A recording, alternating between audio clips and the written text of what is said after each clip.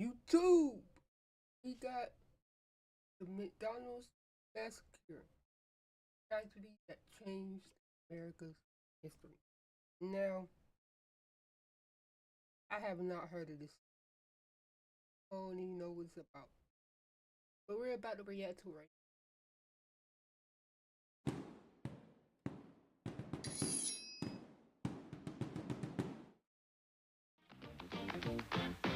Hamburgers, french fries, hot for you. I don't know why, but he always creeped me out about. This is something about him and it. It is more creepier. McDonald's hand warming. It's fun to do. It's a good time for the great taste Doesn't mean a lot if you don't get it hot. of McDonald's. For millions of Americans, McDonald's has been more than just a restaurant. It's a childhood memory, a fast and affordable meal, and one of the most recognizable brands in the world. By the 1980s, McDonald's had become a cornerstone of American culture, with thousands of locations across the How long McDonald's been? country, serving millions of customers every day. Families, workers, and children alike found comfort in the Golden Arches. But on one tragic summer afternoon in 1984, that sense of Bro, this eye right here is swollen. It keeps getting fogged up, bro. comfort Like, was shattered. July 18th, 1984, started like any other day. Customers placed their orders, employees worked their shifts, and families gathered for a meal. But by sundown, the San Ysidro McDonald's would become the site of one of the most deadliest shootings in American history. One that would forever change law enforcement tactics and public safety measures across the country.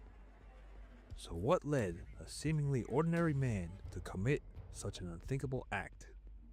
How did law enforcement respond to the worst mass shooting of its Got time? big boys out, bro.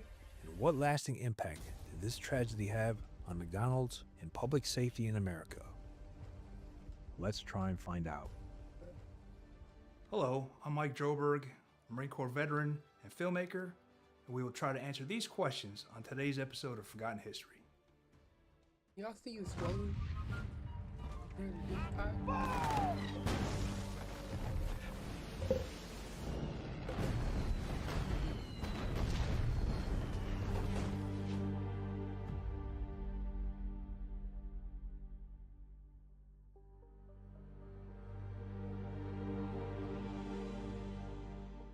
You look creepy. To understand the horror that unfolded on July 18th, 1984, we first have to understand the man behind it, James Huberty, That's why I ain't never heard of a clip way before my time.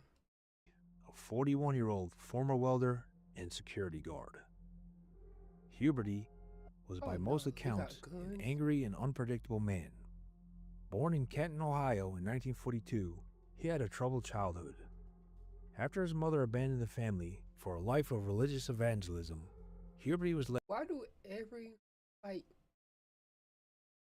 serial killer always claim, "Oh, I have a troubled childhood. I had a troubled childhood, and this I turned."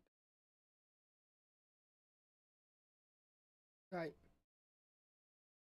But I don't think Jeffrey Dahmer said he had a troubled childhood. He just, I don't know what his problem. to be raised by a strict father. This early instability seemed to shape his resentment towards the world. Despite his rough upbringing, Huberty seemed to settle into a relatively normal life. He married his wife Etna and had 2 daughters, and moved to various states for work. As a skilled welder, he found employment in Ohio, but like many Americans in the early 1980s, struggled when the economy took a downturn. When the local steel industry collapsed, Huberty lost his job, and the financial strain only worsened his growing paranoia and rage. In 1983, desperate for a fresh start, the family moved to San Ysidro, California, just a few miles away from the US-Mexico border. But the change of scenery did little to ease his troubles. Unable to find welding work, Huberty took a job as a security guard, but was soon fired. His anger grew, and he became obsessed with doomsday scenarios and conspiracies, believing that society was on the brink of collapse. Adding to his instability, Huberty suffered from a neurological disorder, possibly stemming from a childhood case of polio. In early July of 1984, he visited a mental health clinic, claiming he was hearing voices. But when no one returned his call, he took it as a sign that help wasn't coming. On July 17th, the day before the massacre, Huberty ominously told his wife society had its chance. The next morning, he took his family to the San Diego Zoo for what seemed to be an ordinary day out.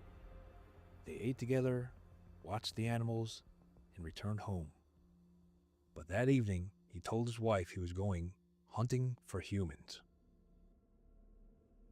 You let him go? After leaving the house, at exactly 3:56 p.m., James Huberty walked into the San Ysidro McDonald's, carrying 3 firearms and a bag full of ammunition. What happened next would be one of the deadliest mass shootings of the decade. Employees behind the counter barely noticed Huberty at first. After all, people came and went all day. But something about this man was different. This is not part of the Dressed video, in military-style fatigues, but I'm gonna start a Discord so y'all can like stuff, videos to react. Sometimes I don't be having videos to react to, so probably in the next video reaction I have a Discord up and ready, and y'all can like send me some reaction videos, stuff like that. So y'all be on the lookout for that next couple of videos. with dark sunglasses and a bag slung over his shoulder. He wasn't there to order food. Before anyone could react, Huberty pulled out a 9mm Uzi and raised it towards the counter. One employee, 17-year-old John Arnold, was standing at the register when Huberty pointed the weapon directly at him. But instead of firing, Huberty simply pulled the trigger. Click. Nothing. The gun had jammed. For a brief moment, silence filled the restaurant. John Arnold froze, expecting to die, but nothing happened. His manager, 22-year-old Hernandez Herrera, snapped at him, thinking he was joking. "Stop fooling around and get back to work," she said. But before anyone had time to process what was happening, Huberty fixed the jam, adjusted his grip, and pulled the trigger again. And this time, the gun fired. His first victims were 22-year-old Victor Rivera and 6-year-old Carlos Reyes. As Huberty unleashed a hail of bullets, customers dove for cover, some trying to hide beneath tables, others desperately attempting to escape. As the gunfire continued, panic spread through the restaurant. Some employees managed Why this remind me of Mafia? to escape through the back door, but for those trapped inside, there was nowhere to run. Huberty methodically walked from table to table, shooting at anyone in sight. In a horrific display of cruelty, he targeted families, including 11-year-old David Delgado and his mother, who were killed while trying to shield one another. The attack lasted for 77 minutes, but it felt like an eternity. In total, Huberty would fire over 250 rounds, with many of his victims being children, including the 8-month-old Carlos Gallardo, who was shot in his mother's arms. At 4 p.m., the first police officers arrived on scene, but due to initial confusion, officers believed the shooter was holding hostages inside, leading to a delay in action. As the gunfire continued, SWAT teams prepared for a possible standoff. Outside, horrified bystanders watched in terror, knowing their loved ones were trapped inside. For nearly an hour, James Huberty continued his rampage. Law enforcement maintained a perimeter, but didn't immediately storm the building. Inside, the death toll continued to rise. Finally, at 5:17 p.m., after over 77 minutes of carnage, a SWAT sniper, positioned on a nearby rooftop, was given the order to fire. One shot. That was all it took. The bullet struck Huberty in the chest, killing him instantly. But before being killed by the SWAT sniper, Huberty's last known words were allegedly, "I've I've killed thousands, and I'll kill 1,000 more. By the time James Huberty was taken down, the San Ysidro McDonald's had become a war zone. Bodies lay scattered across the floor. Bloodstained walls and a once bustling restaurant had turned into a scene of unimaginable horror. The final death toll was a staggering 21 people killed and 19 others wounded. San Ysidro, a quiet border town, was left shaken.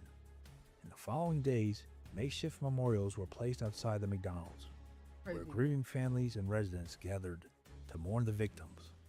Imagine going out to eat, normal day, not knowing this is your last to eat, ever get to your family, all because of this one crazy nigga.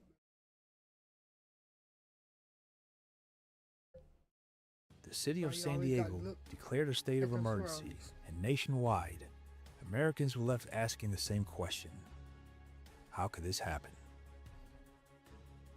Following the massacre, speculation grew about what drove James Huberty to commit such a heinous act. Some pointed to his financial struggles, others to his untreated mental illness.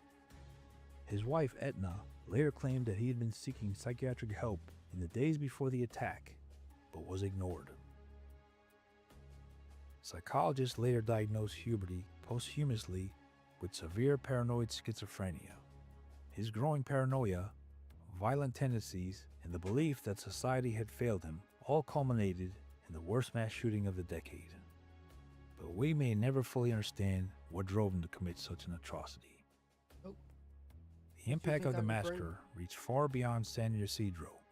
McDonald's, as a company built on family-friendly branding, found itself at the center of public outrage after the massacre.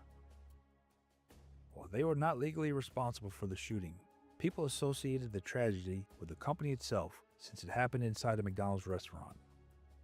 Some victims' families and members of the public believe that McDonald's should have done more to prevent the attack or better protect its customers. They do, man. The man had big arm weapon, firing at random people, and the people that was working in the restaurant probably had nothing. What you want them to do? Fight them? People, man. Huberty's widow, Etna, filed a $5 million lawsuit against McDonald's and the gun manufacturers Uzi America and B.L. Jennings, Inc. She argued that McDonald's food contained high levels of monosodium glutamate, MSG, which she claimed triggered her husband's violent behavior by affecting his mental state. Blame it on the food. She also suggested that McDonald's security measures were inadequate, leaving customers defenseless against an attack like this. Her claims against the gun manufacturers were as follows. She alleged that they were responsible for selling firearms to an unstable individual, contributing to the massacre. However, the court dismissed all of Edna Huberty's claim due to the lack of evidence. The idea that the McDonald's food could have influenced Huberty's action was widely ridiculed and rejected in the court. The gun manufacturers were also not held responsible, as Huberty had legally purchased his weapons. And even though McDonald's wasn't legally at fault, they faced public pressure to take responsibility in some form. Victims' families demanded that the location never be reopened and instead be turned into a memorial site. Initially, McDonald's offered financial assistance to the victims' families, but was hesitant to tear down the restaurant. However, due to the massive public outcry, McDonald's demolished the building in 1985, less than a year after the massacre. The land was later donated to Southwestern College, which built a satellite campus on site. A memorial plaque was placed there to honor the victims. The massacre exposed critical failures in law enforcement response. At the time, standard police procedure was to contain an active shooter situation and wait for SWAT teams to intervene. But in mass shootings, every second counts. The 77-minute delay in stopping Huberty led to harsh criticism of law enforcement's handling of the event. As a result, police across the United States overhauled their approach to mass shootings. Departments adopted new active shooter protocols, emphasizing immediate engagement to neutralize threats faster. The tragedy at San Ysidro changed the way law enforcement responds to mass shootings, paving the way for modern-day tactics. 21 innocent people lost their lives that day, their only mistake being in the wrong place at the wrong time. I say, you always got to Despite the horrific death toll, many people survived, often by pure luck or quick thinking. A family of 5 survived by hiding in a booth, playing dead for over an hour. A mother and her 11-year-old son were shot multiple times but survived by lying motionless. And several employees escaped through the back exit before Huberty could reach them. Shortly after the shooting, Huberty's wife Etna and his daughters fled San Ysidro and changed their names. Etna Huberty later claimed that her husband had warned her of his plans, but that she didn't take him seriously. The San Ysidro McDonald's massacre remains one of the darkest days in modern American history, a senseless act of violence that stole 21 innocent lives and left a lasting scar on the nation.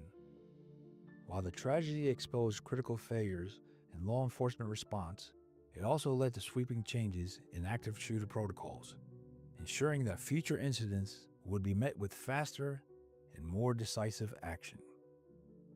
Though the site of the massacre has long since been replaced, the memory of that fateful day and the lives lost should never be forgotten. We remember the victims, the survivors, and the lessons learned. What do you think? Could this tragedy have been prevented? Let us know in the comments.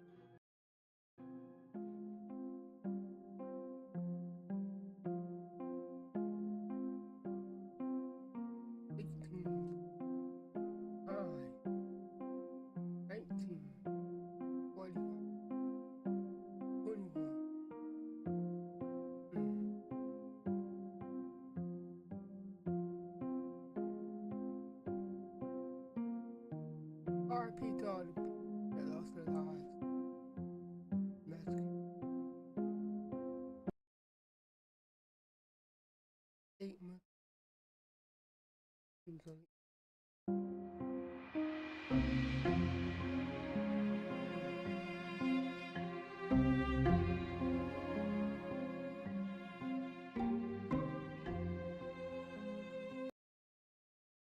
that's crazy. But let me know what you guys think about this down in the comment section below me. That's crazy. That's wild.